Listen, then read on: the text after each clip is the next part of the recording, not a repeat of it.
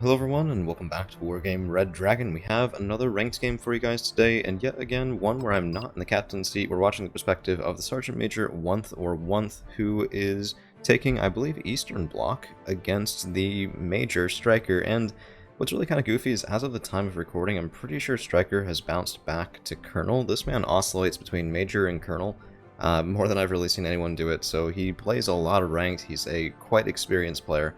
And Wunth is a Sergeant Major, but I think that he should always have confidence in those higher end matchups, as we all should. When you see that higher rank, don't be scared, do your opener, play your game, and let's see how this goes. DHS Mi-24P, a helicopter I want so dearly, so badly to love, and yet cannot, and our first eyes are on a Casper K car, followed by a Tan Sam Short Arrow, and the second you see this, especially with the 15J up in the air, this is blue something. So the next thing we do is we check the veterancy on the Casper K car, which is now dead, and that's going to be blue moto. That's the only way to get that high veterancy on the Casper K car with Buffaloes. At least I believe that's the case, but, no, never mind. Buffaloes should be able to up bet that. Oh, jeez. Strong start.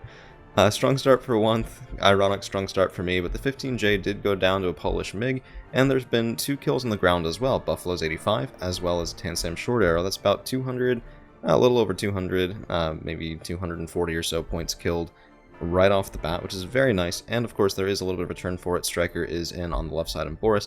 Not too unusual there. Helicopters get there very quickly from the blue 4 spawn, but this is a lot of stuff. Conquerors M, of course, is very powerful. DHS Mi-24P still alive. LSCR, Lecha, Mi-17. This is very nice. This is very nice. And I think with the Motschützen holding the center here in the BMP-1, whenever I get this position on this map, I mean, the Feder opener is my favorite, I think. You just go, right? You just go right through the woods here, you go right through the woods on the top, you get LSTR up here, you get something, and you lock down this road, and it's so obnoxious. And if we actually look at Striker, what he has, I mean, his entire opener on this side of the map died. And, you know, it takes some time to move, even with those fast things like the Rukat 76.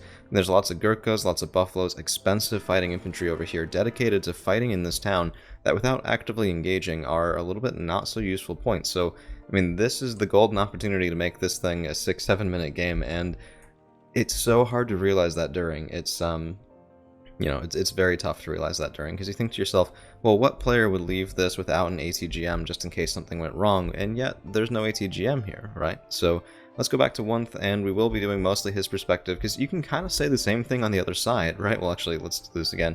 So, Striker's here, right? And what's on this highway to Elena, and what's protecting Dmitry? And the answer is not very much. There's a single Snizhka, and there are some infantry now coming up here, and I actually really like this as well. When I lose this side on Boris, I'll usually just take some M41A1s or cheap infantry, and you get them going like here and up here in this section of woods, and you make sure nothing can really come up here and survive, and nothing can come up here and survive. And then, you know, some people will take helicopters around the side. It's kind of annoying, but we do have a Captain Anna from Striker. He's trying to get that tick lead, and I think that's that's really, it's on task, on point. It's a good decision, particularly in plunging. I don't know how many times I've seen this become sort of like a, well, I own this flank, but my opponent owns the other flank, and we both own our own 2-point. And then if you're behind on tick, you have to attack, and that can be a really devastating thing to do into prepared defenses. Anyone who's seen the other Striker games or played against him in ranks will know Striker likes to defend. So don't let your opponent play the game they want. Another small thing, Snizhka is... Snizhka? Yeah, I believe I'm saying that correctly, is spotted in the woods, so something is close enough to spot it. That's probably going to be either here, or, I don't know, I'm not sure if over here can spot this thing. It's quite early in my morning, I do apologize, but it's been a little while since I've had something uploaded. I wanted to have something going, and unfortunately last night with the really fun team games, I was a little too tired to get this one done, so morning cast is what we've got. If you like this sort of thing, don't hesitate to leave a like, share, subscribe, and all that YouTuber nonsense. And, yeah, it's just, I've been looking forward to casting this one for a little bit now. It's always nice to see players go up in these tough matches, to see how they do, see how they play, especially with decks that I really am not familiar with. So Eastern Bloc is a very challenging deck to play, in my opinion. The M1M is a really good workhorse of a tank. The Salamandra is a solid helicopter. They get Mi-17s, they get Conqueror's Ms, they get all of these really nice tools. LSTR-40 are of course quite good as well with their Iglas, and yet for all those nice tools, something about the deck just does not get along with me very well at all. So I don't know what it is. I'm always happy to see people play it well, and maybe one day we'll get there. Too. So we have an M2 Wilk up here. Snishka is no longer spotted, which is very nice, and I do like this. So Speech Yell off Clutter going up and forward. If you can get them about here, you get really nice spotting on the top part of Anna, which can lead into a 2-point push. Don't forget, this is also, even though it's just this thin line of hedgerows, this is also dense forest, and so you can actually sneak even farther up right here and potentially zone out things like these patches, which is really important. I mean, most people will put an ATGM here. I think we actually saw Buffaloes walk up, and this moment, I watched this actually live, this moment was heartbreaking. Look at that, double miss. And those are two heavy tanks. BMP-1, that Grom, is really only going to be doing massive damage to it with side armor, which it did have maybe available on the one in the back. I think in a situation like that, if you have the micro for it, which I often do not, turn off the gun, let it come a little closer, take the guaranteed side shot. Plus, if you're closer, so if they were here and the tanks were coming up this way, they'll also take longer to turn and face, which might not get you a second shot, but it certainly will make it easier to get side armor for the first one. So, Motschützen and Lecha, and yeah, really, I think, man, maybe I'm just a rude player, but I would have been LSTR around this side already. Certainly one group of that, probably some Motschützen as well, just to have fighting inv on the road, and, oh, my cat is biting my foot. Oh, that's not good. Oh, no. Okay, hold on, sorry. Oh, I do apologize. Alright, okay, so double 2A1 and L, this is what those BMPs were potentially getting a shot at, and, I mean, yeah, 7 side armor is quite significant against the Grom's gun, so even then it wouldn't have been a kill, but it certainly would have been quite painful. 2A1's out of action is always a good thing, and this is nice positioning with the Conquerors. Yeah, I mean, this is a... I guess I can understand, because you don't want to overextend here with things like the Conqueror's M, they're just so expensive. And then with a single M2 Wilk, if this is pushing up into double 2A1, it's going to have a hard fight, especially this close to the blue 4 air spawn as well. So I like what Wunth has done here, just get a cap. Not the usual place, most people cap here. It is maybe artilleryable, but I mean most people will spend the entire game artillerying right here or the other town, because it's so common of a place. It's actually where I put mine as well, usually is in the towns. So I do like that position. Even though it is a CV, well, not a CV Jeep, but a CV vehicle. More survivable than a Jeep. Ooh, beautiful kill. Beautiful, beautiful. And this is the sort of moment where we start counting the income, right? So there was a 1,000-point income at the beginning, and at least I'd say around 300 of that died relatively quickly. We've picked up a tank since, and a couple other things, but there's been a lot of reinforcements on the ground with relatively slow-paced engagements. Gurkha's 90 dying is very nice, but keep in mind, that's only 60 points of infantry. It's a little over half a minute's income, and there's a lot more where that came from that has not yet been engaged. So that's sort of something where, I don't know, I like how games will vary like this quite often, where sometimes there's this fast and furious couple of first minutes. Oh, nice, beautiful. Beautiful, beautiful stuff. If you know, the Conqueror's M in different directions allows a much better chance of hitting side armor, which I believe one of them did get there, the second one. And, yeah. But that's another 100 points down. These things are really goofy. They're basically, well, not quite, but they're almost exactly 1 minute's income. So you see a 2A1, and you think to yourself, I know what my opponent just did with his last minute's income, which is very nice, especially if you have eyes on it early. You know, that's what he had coming in, and there's really not going to be all that much more. So Motschützen, BMP-1 tier, Spezial auf Klarer, and this is just preparing the stage for a 2-point cap very nicely. You have recon, you have, I mean, shock infantry will hold the line here very well. What's interesting is how you actually hold this against a blue 4 counter push, and everyone does it differently. I've seen it done a couple of different ways, and to be honest with you, how I hold this section comes just very differently. Ooh, was that the 2A1? No, short arrow. It really depends on what deck you're bringing, so here I'm not even sure that I would be able to say. Perhaps what I would say is that this M2, I mean, we saw how well the Conquerors handled armor over here, and the M2, maybe if it was rerouted over to this section and could fire in along this reinforcing road, might be a nice way of locking this down. Also, Polish MiG for Lynx H7, I've done that grab before. I think he was looking for the anti-air over on the left, But you have to be careful with this. That MiG is not invulnerable, has already taken 1 hit, and dies to a short arrow second missile, which is pretty heartbreaking.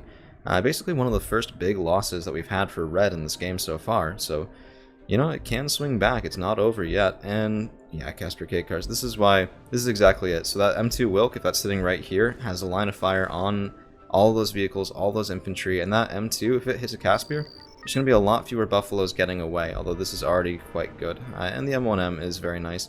You got to be careful though with this section of trees. It'll cut down your line of sight more than you think.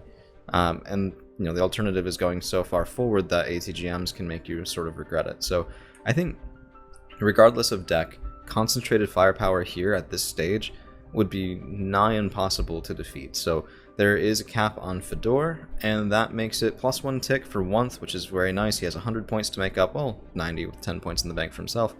And yeah, if you have a forward presence in the enemy 2 point, that's it's a quick way to get it, honestly. I mean, we're at +1 right now, and if Striker caps Boris, that goes to 0, so you have to do something else. But, you know, 2 points +2 tick is 30 points a minute. It's a very quick way to close that gap.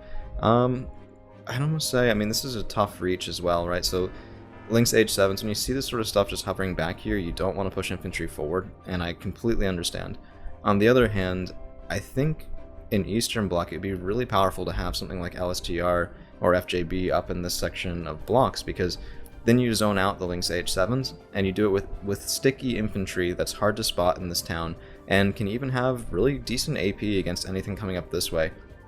And otherwise, I mean, the Lynxes are just going to go back, they're going to come up, and if you try and bring vehicle anti-air here, so something from your support tab, it can be spotted easier than you might like. Now, this is a Striker special here. He's gotten at least 1 artillery piece. That looks like Cesar or Rhino or something like that. I think blue gets a Rhino. I'm not sure if it gets the Cesar.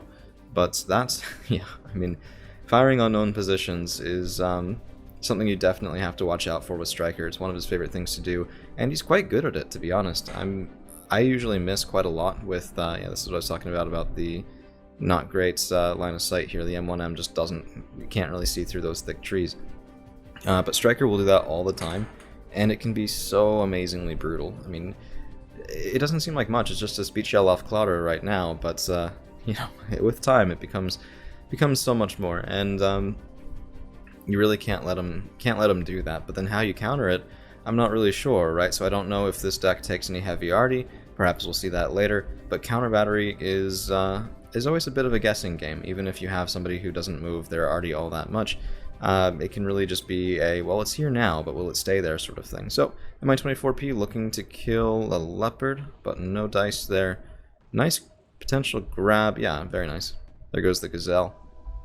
Yeah, recon is king of this game, which of course means that if you can kill it, recon is target number 1, pretty much regardless of who you're playing against. So,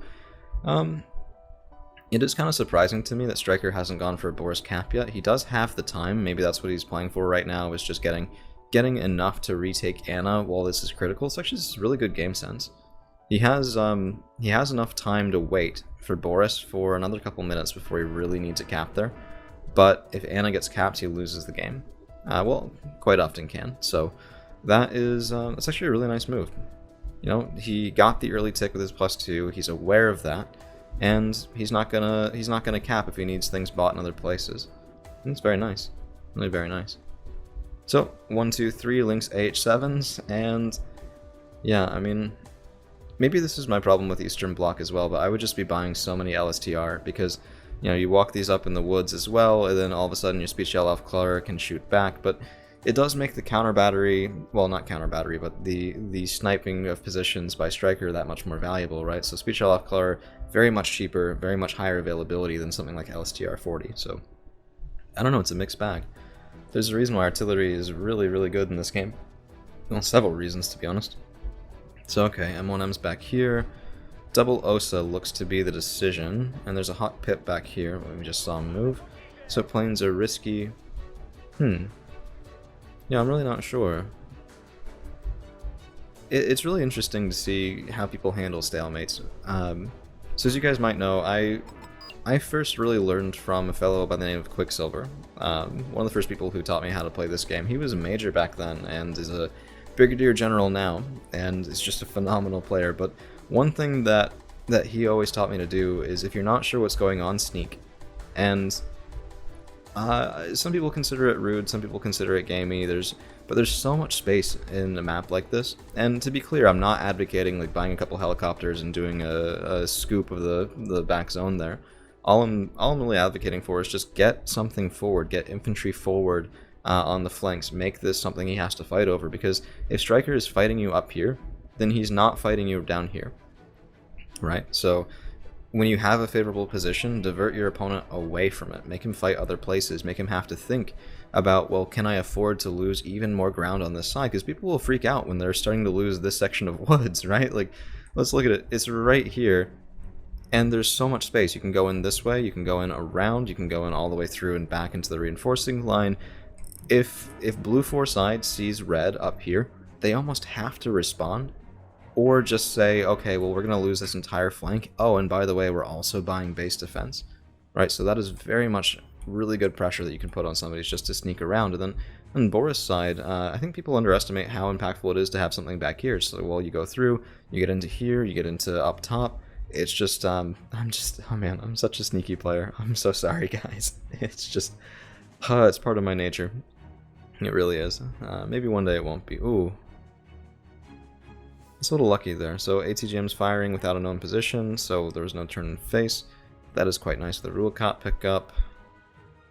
Yeah, that's risky. Double miss right there. That's quite nice. It's probably Buffalo's 85. It's probably a Milan one. The thing is, you can never really take that for granted. And one thing, by the way, when I was watching this from Striker's perspective, right as that CV infantry dies, he did actually watch it walk in. So these Commandos para that are dying right now, they have enough line of sight, as it turns out, to see the command infantry between this section of woods and this section of woods.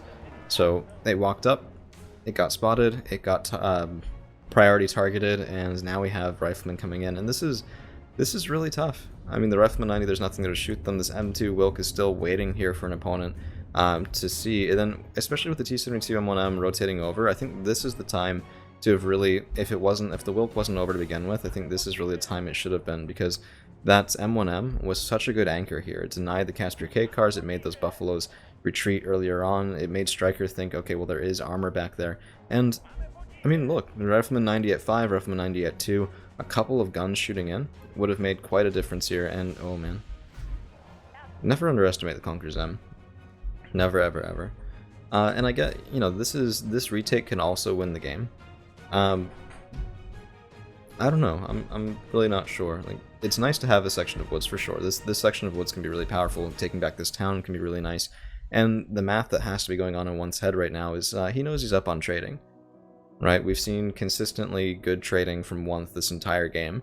And when you're up on trading, you can afford to take that 50-50 fight that costs your opponent a position, because, well, the 50-50 eventually goes in your favor. Oh man, look at that.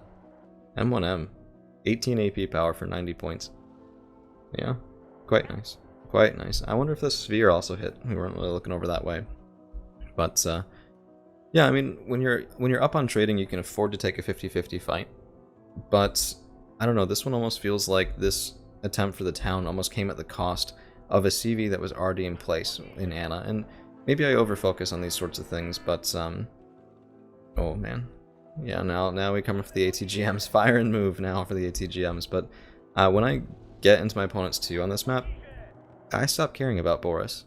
If they're not going to use it to their advantage, then that's fine. They have a flank, that's alright. This is where the game is won, at least as far as I'm concerned. When I have a cap in here, when I have a CV in here, I do everything possible, spend every single point of income on keeping that alive. Because, you know, now we have 21 minutes left, it's 100 points to 86. But now, where's the path back in for Wunth? He needs to cap in Boris, or he needs to push into here again. And it's much harder to do that with, you know, 3,000 or so total points potentially on the board. I mean, not including what's already been lost by either side. But it's a much denser game as time goes on with these sorts of low-level skirmishes than it is at the beginning. Usually, there's a points build-up over time. And so taking more positions is increasingly difficult later and later and later on in the game. And it was really nice to see the infantry move up here and clear this out early on. Yeah, I don't know. So we have Buffaloes here, we have SAS here, Gurkha's 90 in the back moving up, and these guys will probably just come right through the woods and go in. Speech Elf Clara have been locking down this section decently well along with the T-72. Very nice to get fire on this. But, I mean, nice use of the woods from Striker as well. There's a short arrow there, discouraging anything in the air from coming in, MI-17 and Lecha, which is a really expensive card. Lecha are incredibly powerful, MI-17 very, very good as well, but the short arrow has quite long range against helicopters and is very good as well. So SAS moving up here, and this is sort of the thing. Now the skies around here are unfriendly to helicopters, the skies around here are unfriendly to helicopters. Fire support has to be on the ground, and there's double 2A1NL. And I don't know, I underbuy tanks as well quite often, but we've seen an M2 Wilk, we've seen an M1M, and what other tanks have we seen from Red? I think that's pretty much it. And the M2 Wilk versus the Leopard 2A1, I think the M2 Wilk really punches up here. Well, not punches up, but is, well, because it's more expensive, but look at that, 20 AP, 17 front versus 18 AP, 16 front. This thing will be taking 1 or 2 damage and dishing out 4 or 5. Which is one heck of a good trade. So, yeah, Buffalo's 85. And before, I hope you guys don't think I'm being overly critical. This was a phenomenal game to watch, and Wunth is an amazing player. This is the same way I look at my own replays as well, where it's just, you see those missed opportunities so much easier in retrospect when you're not trying to make those decisions right then and there. Gurkhas are coming for the town, and Moto Strelchi here will not be able to hold that alone. Needs to be reinforcements there if that's going to be held, but I mean, we have double 2A1, we have Rifleman 90, we have just a lot of boxes up here, and this is where BMP1s start to sort of fall apart a little bit, because they're 10 points, they're not getting that cost-effective trading on the M113A3s, and double miss from Syria really has to hurt. Seed coming in, and ooh, first missile away, second missile away. That just sucks. That really sucks. Yeah, I mean, the Hawk Pip did die, but the plane's more expensive and lower availability. So that's actually a really good trade for Striker right there. It almost feels like this was bought not expecting or seeing the Gurkhas on this side, which, I mean, yeah, there's a lot going on. But, yeah, I mean, now there's a CV, it doesn't really have a place to live, a place to go. The Gurkhas could probably clear this if they wanted to, a little bit of smoke, and then walking forward, clear out the T-72, and that plane may well going for the VSOT, because Gurkhas up here will have line of sight on vehicles that far at least. I don't know, it almost looks defensive. Yeah, so the Syria would have been a nice way to peel off one of these tanks. They are still spotted. Yeah, I don't know, this is interesting to say the least. So there's a Conqueror's M back here, there's more BMPs, and the focus remains on this side of Boris, with the CV coming in this way, but sort of as I said before, 100% Striker saw it moving back this way, and if he has infantry in this town, there's not that much space where the CV can be, and we already know this guy has something like a Cesar or a Rhino back there, and very much enjoys pounding away with that, so I would not expect the lifetime of this thing to be very long.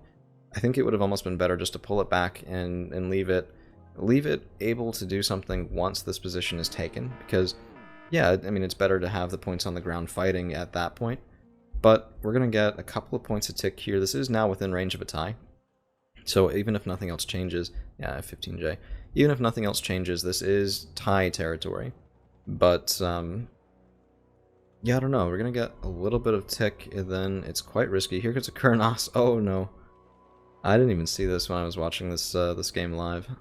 I thought it was the artillery. Yeah, that's rough. That's very rough. And it might have forced out a Kurnos buy, which is, I mean, it's higher value than the CV, but the Kurnos will come in and get other kills. And then this is 100 points to 99, so I really think, as annoying as it is, pull back, kill the Gurkhas, and then go in. And to be quite honest, we've seen the effect of this too. Striker's gathering more forces in the middle of the map. And there's still fire support over here. There's a Conqueror's M at this point, could have been rotated over probably, along with the M2 Wilk. The Snishka I would leave, you do need some recon, and Snishka's nice fighting recon, but getting a couple of tanks, even just 2 medium tanks, okay, there's another Wilk buy.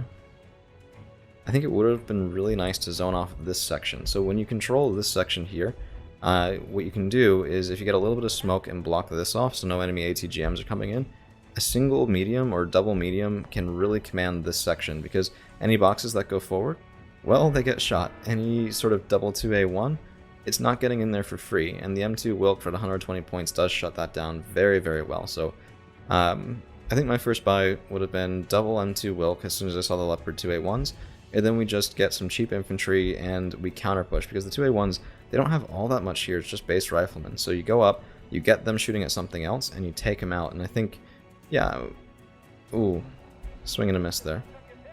I think that would have been really powerful just to make sure that you don't lose this section as well, because Striker could well be thinking right now, okay, well, maybe he has a chance to get into your 2 point, he does that, and now the game is flipped entirely from where we were sitting at the 10-minute mark, where, you know, that 2 point in Anna was going to be the game changer, and now the 2 point in Dimitri very well could be, if we're not careful here. More infantry coming in, and Gurkhas are so amazingly sticky when they're in the town. It's really, truly pretty tragic. Look at that, 17 of them left still. And how many Motostrelci have died, and how many BMPs have died, and all that. It's just, oh, it's heartbreaking. It really is. SAS, Lynx H7. Yeah, it's rough. It's really rough. Okay. So I don't think all is lost. I think this is going to end up being the end of these Gurkhas here. And then there's a time for a pretty safe cap in Boris and a +1 tick. The other thing becomes keeping these guys out, because that's 1, 2, 3, 4, 5, 6 Rifleman 90, lots of boxes. Not the most cost-effective infantry, but 19 AP power, 20 RPM is really not to be underestimated. That thing will clear out BMP 1s like you wouldn't believe, and that's quite possibly why Striker is bringing them up here right now, is, you know, getting those cost-effective kills on fire support. So I don't hate that pick. Usually I hate Rifleman 90, but here I think it's actually a really appropriate tool. We haven't really seen anything that'll survive the 19 AP power, and the fast reload is quite impactful. Alright, 2 Gurkhas left, 8 Motostrelci. Oh my goodness. And they even killed a Motostrelci. Look at that, that's just heartbreaking. Heartbreaking stuff. Here's the Kurnos. Oh, please get that in the trade. Yes, good. Okay, so this is now critical. The Kurnos is dead, and that is very nice, but what's here to hold? So there's SPW 80, 62As, single double stack of Motostrelci, and leaving them right here is actually really nice. If you pull them right to about here-ish where my cursor is, what'll happen is if anything tries to cross and their attack move, the Motostrelci will engage them when they're in the open, and then they'll stop if their attack move in the open. Oxidate Pakud, there's the cap. Striker is going for a win with 12 minutes left in this game with some very contentious combat over on the left-hand side. Blue 4 wants this forest, wants this game, does not want to be losing out of what's right now a very contentious tie going into 12 minutes left. Just, oh man, this is why I like Wargame so much. Look at this. I mean, we had the dominant opener, we had that sort of Sitzkrieg a little bit in the middle, and now this is tense. This is, you know, do or die. This is make or break sort of stuff right here, where every decision, every reinforcement, every little moment there really is just incredibly impactful. So we have Lecha coming out, and I don't know, because what can the Lecha do against double 2A1? Right, they don't have the armor piercing for that. Solid infantry, don't get me wrong, there's solid shocks. Could be just a way of killing the Rifleman 90, especially with the MI-17 support, which will peel away everything around those 2A1s. But, yeah, I don't know. This is where I struggle with Eastern Bloc as well, which I know I've said that a couple of times. Don't hate me too much for it, I swear. It's just, I don't know, if you've ever had a deck that you really want to be good with and you just, for the life of you, can't, that's Eastern Bloc for me. It really just is my kryptonite. I'm going to bet you that this is another quad stack of Rifleman 90 coming up. Yeah. And, you know, you have something shooting from right here with Recon, and that's locked down very, very easily. So T-72M2 right here, and everything here takes a pounding, because, I mean, that's going to be even side armor too, potentially. Front armor at the start when they're moving forward, and then here, that's going to be side, and that's going to be really unhappy Rifleman 90 coming in. So, that's probably the SAS. Yeah. SAS are one of those units where I feel like my opponent's SAS always hit and mine don't, and in reality I know I'm just not seeing the times where the SAS for my opponent doesn't hit. Well, because you don't get the, oh, I've been hurt ping. You don't have anything to look at there. Yeah, Rifleman 90, more Rifleman 90, more Rifleman 90. Holy cow, 1, 2, 3, 7, 8, 9. 9 of them alive from what was probably originally 12, but so much in one place. It's actually a really good bombing opportunity as well. So, I mean, look at that. Each one of those is 15 points, so jeez. Jeez Louise. Yeah, goodness gracious. 135 points of riflemen, not counting their boxes. And, okay, so the Lekka are doing really, really wonderfully here. SPW-80 also supporting with that KPVT. And I guess this is pretty cost-effective. This is quite nice. Yeah. Yeah, and now there is, of course, a cap in Boris. Wunth is ticking, and now that there's more space, this is a much harder thing to guess. So if there's a Kurnos, it's a blind Kurnos. If there's support from the backline with the artillery, it's blind. It's going to be guessing. The next thing here, I'd say, is move up these moat chutes and get into the woods. Make sure the Lynx H7 doesn't kill him, of course. But you need to clear out more space. That way, Blue 4 Recon can't get down into that section. So this is very nice. This is very nice. It was just such a slog to get that down. Really, holy cow. And imagine, you know, some of those points here, the Rifleman 90 not able to get in, and potentially even holding up on this side. Double 2A1, and, you know, the Syria did get out. That is something that Stryker has to worry about, that Wunth still has in his toolkit to come in there and snipe one of those two tanks, but you're not really going to get both. And I'd say even one right now is a really big problem. Really big problem. Because, I mean, what can the Lekka do against it, right? 12 AP power is just not enough. These guys are infantry killers. They are not armor killers unless it's side armor, which in this sort of frontal engagement is just not going to be it. So, ooh, okay, we do have, that's a prom. Wunth, if you watch this, I am curious if you take heavy artillery in this deck. Quite curious. Oh, Syria. Double miss. Oh no. Oh my goodness. Double Syria, sorry, Syria coming in, double missing twice. That Auxiliary Pakud kill right there, if it had gotten there, would have been so much breathing room for Wunth, because then there's no risk of a cap here. A cap right now flips it to +1 in Striker's favor, and there's only 2 minutes of +1 gap here. Less than that even for a tie, so really not all that much time at all. Yeah. Okay. Could be trying to get it with a Salamander, but keep in mind there's still SAS up here. Maybe they're not supplied now, but there is a resupply vehicle coming up. We're watching these SAS reload in real time, and there's no infantry left. Oh my goodness. My goodness gracious. Okay. Thermomig. So another thing that I do like here, oh geez, yep, they're resupplied. God. Never mind, not as much of a threat as I thought it was going to be. Another thing I really like about Wunth's play is that it's not plane heavy. I think people see the Thermomig and they see the Napalm and they know that it does HE damage as well, and they think, let's hit everything with this. But there's been really nice restraint on Wunth's part, not going into those tools and throwing them away, just taking the fight where he needs to. And because of that, he still should have, what, 2 Thermomigs potential buys? And I don't know if you can ask for a better zoning tool than that. I mean, holy cow. Because, let's think about this. If blue comes in and they cap either here or here, okay, if I have 2 Thermomigs, we're gonna go right there, we're gonna go right here. Even if it doesn't kill the CV, well, the CV is at least zoned out, which means there's no +1 tick for blue, and there is back to +1 tick for Wunth. And those things, if you keep them cycling, can apply pretty consistent napalm. Now, you do have to worry about enemy anti-air, of course, but I think Eastern Bloc gets 2 seed planes, unless that was upvet, which I don't upvet my seed planes, but I didn't check the veterancy on that one, so it may well be. And here's the Moderna. Yeah, this is really good. I think the Moderna, honestly, would have been a nice buy. Would have just locked this down like 10 minutes ago. Up there, supporting your infantry, killing the 2A1s. It also does have that autocannon as well, which makes it really good versus infantry fighting vehicles. Of course, low base accuracy on the main gun, but you know, you close to better range, and what can the 2A1 do against that? Ooh, I don't know what that kill was. Don't know if it was a kill. Oh yeah, Merkava 2A, still alive. Disappointing Syria, which can often sometimes be a bit of a theme.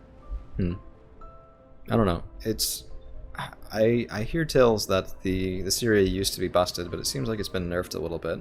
Price nerf. I'm not sure if they did anything to the accuracy, but yeah, people love the Syria, and I'm just a little bit lukewarm on it. I think they're better. I think there are better ATGM planes for that price. So Puff. Probable Kurnos? Yeah, Kurnos. Yeah. Interesting. I guess what's the good target? Oh no. Oh, world's best Puff. How come I will come in and not do any of that? God, that really hurts. Double Cube M4 off of one puff. Quite nice. Come on, there it is. Okay, so the Syria finally getting a kill here, and the Thermomig, this is the second one. So the Thermomigs, if they get out without being damaged, they're about ready to come in again when their own napalm disappears. That's how we know it's a second Thermomig, is that napalm was still up, and the plane was well on the way, so yeah. Alright, so with 5 minutes left in this game, but only 10 seconds left on the clock, it does look like Thermomig best ASF, and that's going to be game here, as I believe Striker just feels a little bit zoned out of getting back to that +2, which he does drastically need now. 180 points to 107 is quite a bit of a gap with that little time remaining. 2840 kills for Wunth, 2135 for Striker. Very much good trading for Wunth. Very solid gameplay here. I don't know. I think you should look at this game and think to yourself, there is no way in hell that I should be a Sergeant Major. So good luck in the rookie tourney over on Boot Camp right now, and good luck in ranked. I think you have a lot of potential for this, and please send me more replays. It's always a pleasure to go over those to see, especially because you seem to be really good with decks that I'm not, and it's nice to have sort of my knowledge gap expanded by excellent gameplay with a deck that I'm unfamiliar with. Alright, well I hope you guys enjoyed that one. That's all I've got for today. Thank you all for hanging around, and we'll see you again real soon.